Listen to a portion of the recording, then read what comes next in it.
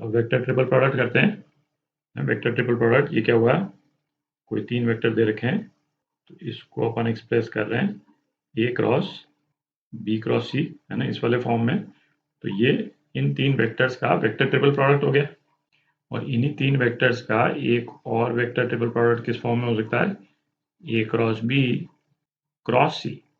अच्छा, scalar triple product में अपन ने क्या देखा था कि ए डॉट बी क्रॉस सी ये किसके बराबर होता है, ए cross B dot C.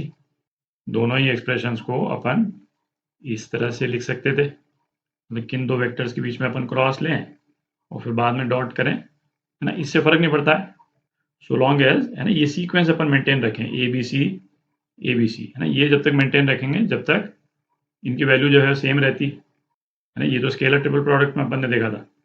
Vector triple product में ऐसा नहीं है, ये वाला एक्सप्रेशन जो है वो इस वाले एक्सप्रेशन के बराबर नहीं होता है। और इनमें डिफरेंस क्या रहता है ना, अभी देखेंगे अपन इसको। तो उसी तरह से जैसे स्केलर प्रोडक्ट, सिंपल 2 वेक्टर्स का जो स्केलर प्रोडक्ट, वहां पे अपन ने क्या देखा था, ए डॉट बी जो है वो बी डॉट ए के बराबर होता है। पर 2 वेक्टर्स का जो वेक्टर प्रोडक्ट है ए क्रॉस बी, वो बी क्रॉस ए के बराबर नहीं होता है। इसी तरह से वेक्टर ट्रिपल प्रोडक्ट में भी ये दोनों एक्सप्रेशन जो है सेम नहीं है। इन दोनों एक्सप्रेशन में क्या डिफरेंस आता है ना, अभी देखेंगे। तो ये जो वेक्टर हुआ है इसको अपन u बोल देते हैं। तो पहले तो इस वेक्टर का डायरेक्शन क्या होगा एक बार उसको देखते हैं। मैंने 3D स्पेस बना लिया अपन ने, एक्स वाई जेड एक्सेस। इसका डायरेक्शन विजुलाइज करने के लिए b और c वेक्टर को अपन एक्स जेड प्लेन में ले लेते हैं, ठीक है, अपनी सहूलियत के लिए।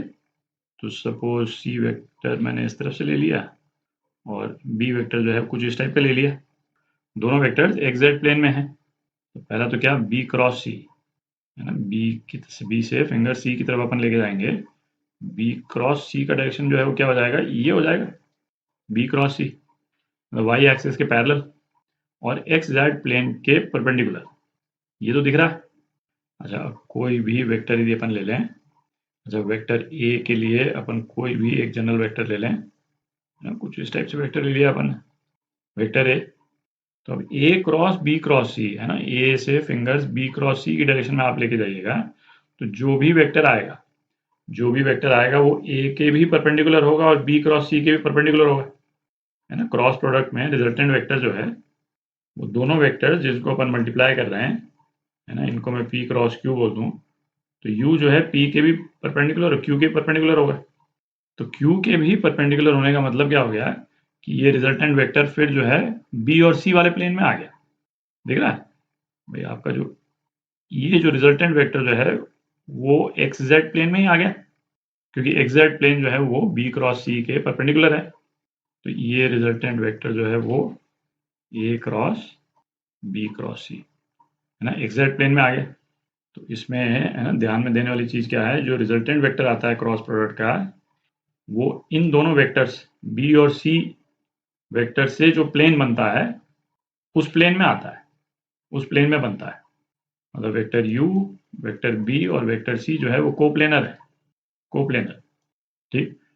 अच्छा, जब अपन ने वेक्टर्स की कोप्लेनरिटी डिस्कस की थी तो वहां पे अपन ने क्या डिस्कस किया था, यदि 3 वेक्टर्स भी कोप्लेनर हैं तो एक वेक्टर को हम बाकी 2 वेक्टर के टर्म्स में लिख सकते हैं, है ना, इस तरह से।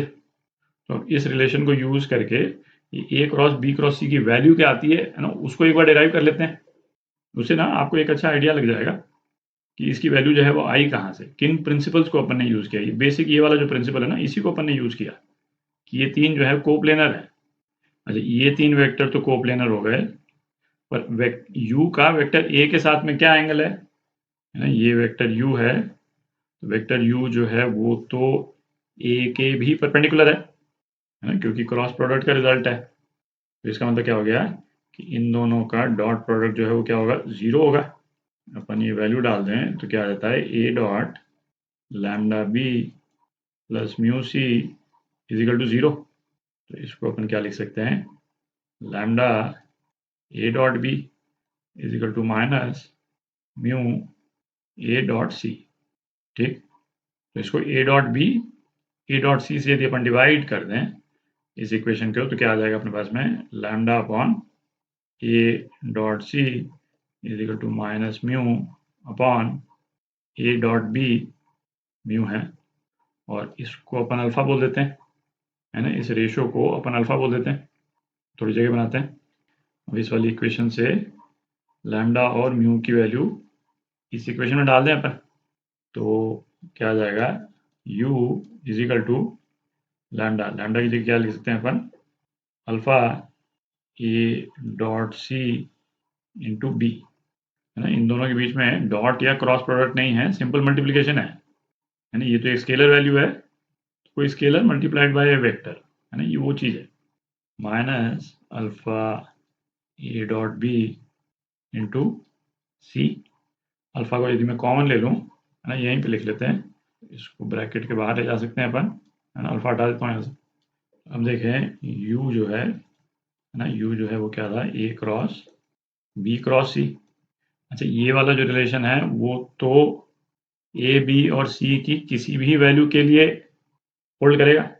अपन ने तो इसको जनरल प्रिंसिपल से डिराइव किया है, कोई स्पेसिफिक सिचुएशन पे तो डिराइव किया नहीं, है ना। u जो है b और c के कोप्लेनर होगा, ये रिलेशन अपन ने यूज किया, तो हर केस में अप्लाई होगा, है ना। a डॉट u जो है वो 0 होगा, वो भी हर केस में अप्लाई होगा। कहने का मतलब ये बिल्कुल जनरल रिलेशन है। तो अल्फा की वैल्यू पता करने के लिए अपन ए बी और सी की कोई भी वैल्यू ले लें, है ना, कोई भी 3 वेक्टर ले लें, ए बी और सी आई जे और के टर्म्स में, आई जे और के टर्म्स में अपन लेंगे तो ये तो निकाल ही लेंगे अपन, है ना, क्या वैल्यू आएगी, और इसको भी निकाल सकते हैं, है ना। इसमें भी कोई भी ऐसी टर्म नहीं है जिसको अपन कैलकुलेट नहीं कर सकते।